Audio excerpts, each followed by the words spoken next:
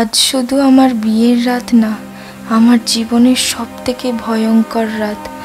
আজ যদি আমি ওকে সত্যি কথাটা না বলতে পারি, তাহলে আমি কোনো দিনও নিজেকে ক্ষমা করতে পারবো না।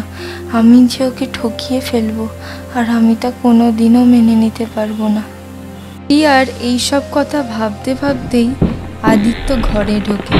তার হাতে একটা জলের গ্লাস, আর তার মুখে একটু মৃদু হাসি। তুমি তো দেখছি পুরো ফিল্মি কোণে। আরে আরে, তোমার চোখে জল না? তুমি কাঁদছো নাকি? কাঁদছো কেন? তোমার কি কিছু সমস্যা হয়েছে? তাহলে বলো আমাকে। আদিত্য, আমার তোমাকে কিছু কথা বলার আছে।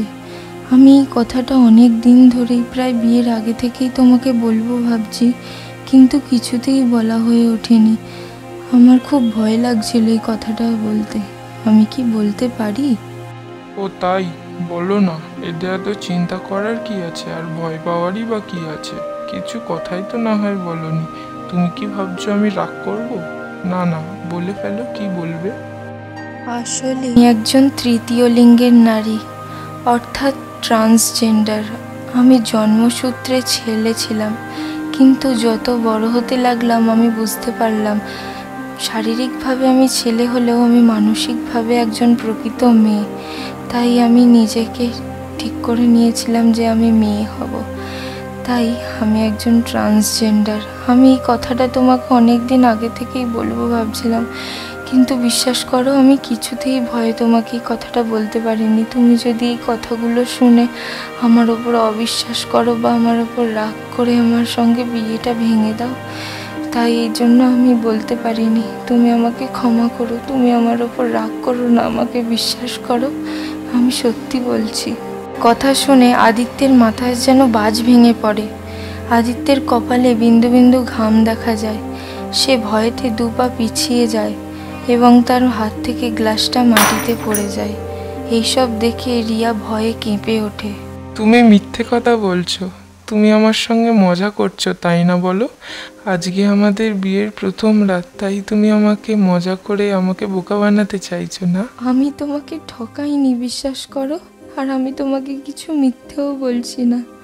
আমি শুধু তোমার কাছ থেকে নিজেকে লুকিয়েছিলাম, কারণ আমি জানতাম যে সত্যি কথাটা বললে তুমি এইরকমভাবেই রিয়্যাক্ট করবে, আর তুমি আমাকে আর বিয়েই করবে না। তাই আমি ভয়ে তোমায় কিছু বলতে পারিনি, বিশ্বাস করো।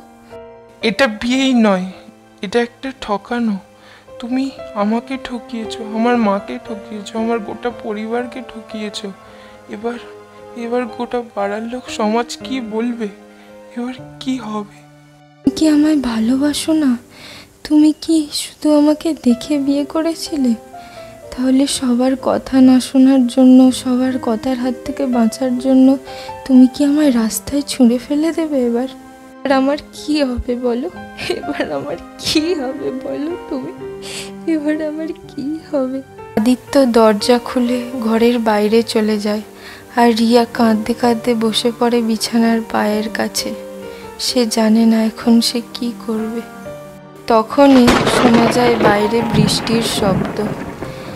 রিয়া এইরকম বৃষ্টির শব্দ শুনতে শুনতে সারা রাত একইভাবে বসে থাকে আর নানা রকম কথা ভাবতে থাকে।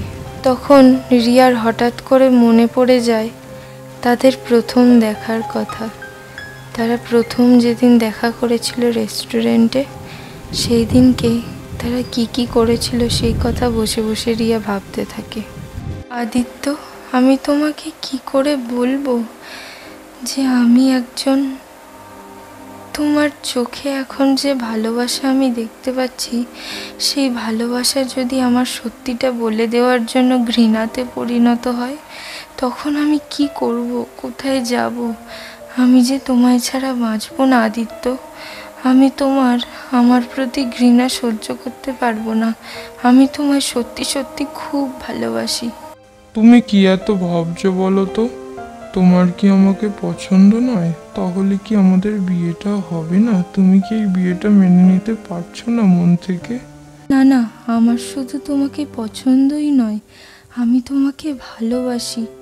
তোমার সঙ্গে যদি আমার বিয়ে না হয় তাহলে আমি বাঁচবো না, আমি মরেই যাব। তাহলে তুমি রাজি তো? হ্যাঁ, আমি রাজি।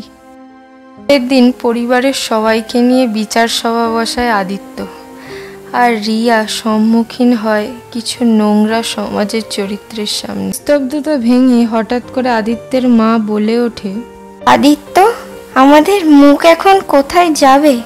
পাড়ার লোক সবাই কে কি বলবে তুই একবারও ভেবে দেখেছিস? এটা তুই কোন মেয়েকে বিয়ে করে আনলি? না না, এ তো মেয়ে না ছেলে তারও কোনো ঠিক নেই। তখনই আদিত্যের দিদি বলে ওঠে, বিয়ে নয়, এটা একটা প্রতারণা। ওর সাহস কি করে হলো আমার ভাইকে বিয়ে করার?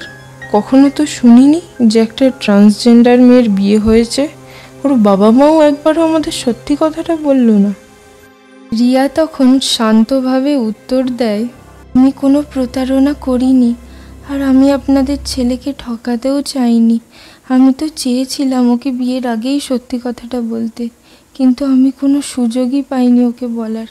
আর আমি যে ওকে ভালোবাসতাম, আমি যদি কথাটা বলে দিতাম তাহলে ও যদি আমায় বিয়েটা না করতো, সেই ভয়েই আমি সত্যি কথাটা ওকে বলতে পারিনি। আমাকে সবাই ক্ষমা করবেন। শত কথা আমরা শুনতে চাই না, তোমাকে অত কথা বলতে হবে না।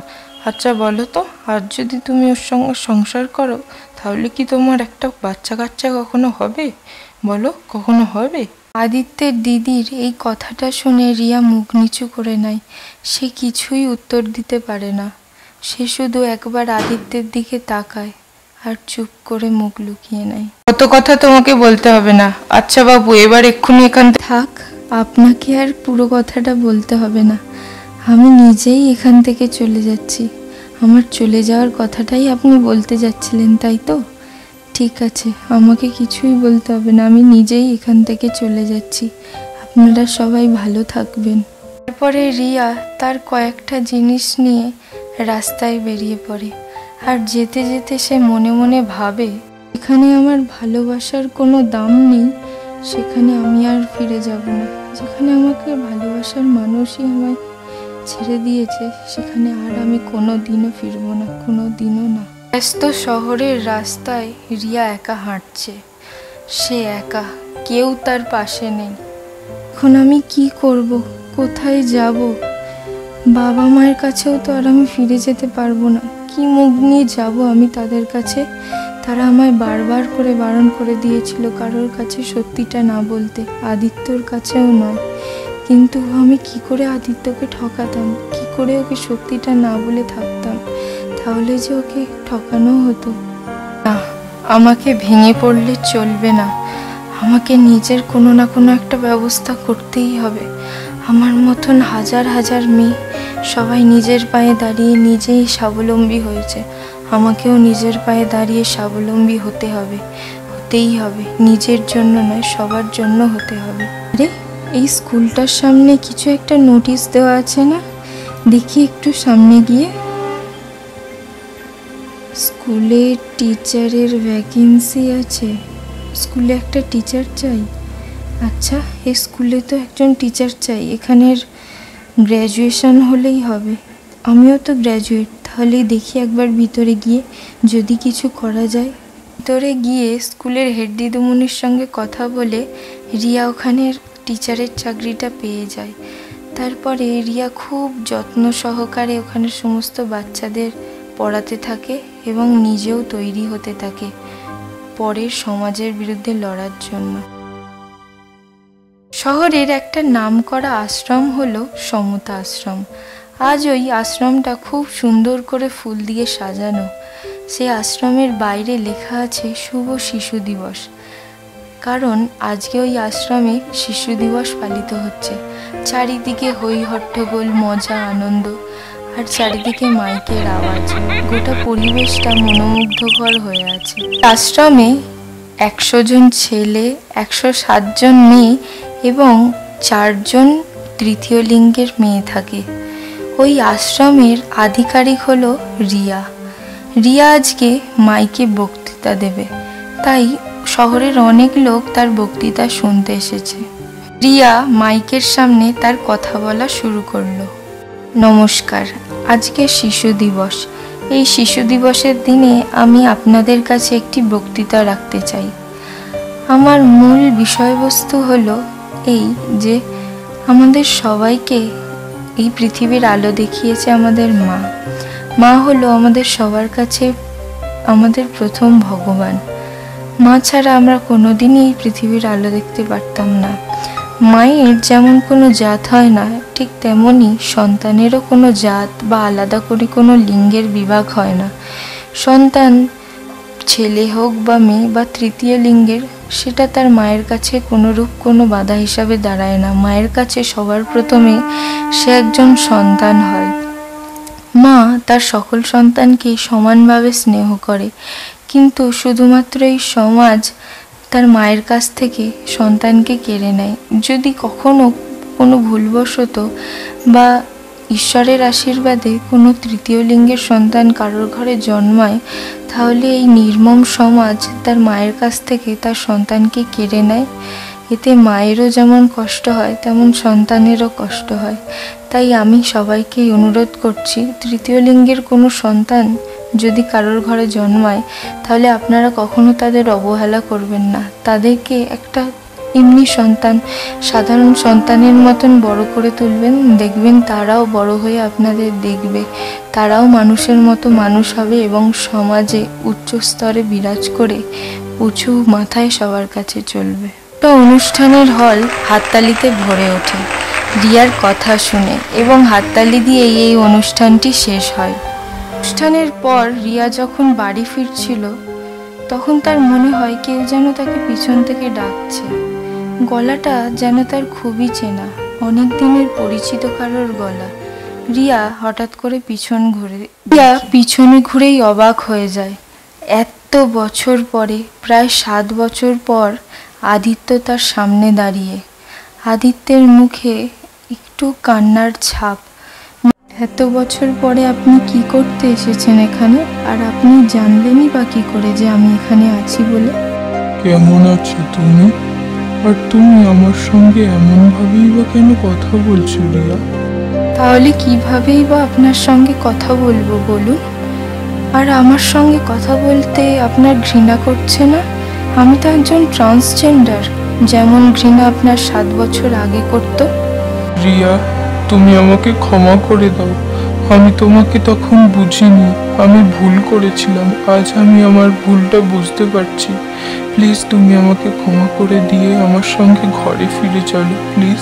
কোন ঘরে আমি ফিরে যাব বলুন তো? একদিন আপনারা যেই ঘর থেকে আমাকে বের করে দিয়েছিলেন, আমি কত করে আপনাদের অনুরোধ করেছিলাম ক্ষমা করে দিতে, কিন্তু আপনারা কেউ শুনেছিলেন আমার কথা তখন? আমাকে তখন কেউ বোঝেননি। আমার মনের অবস্থা বা আমার পারিপার্শ্বিক অবস্থা কিচ্ছু বোঝেননি।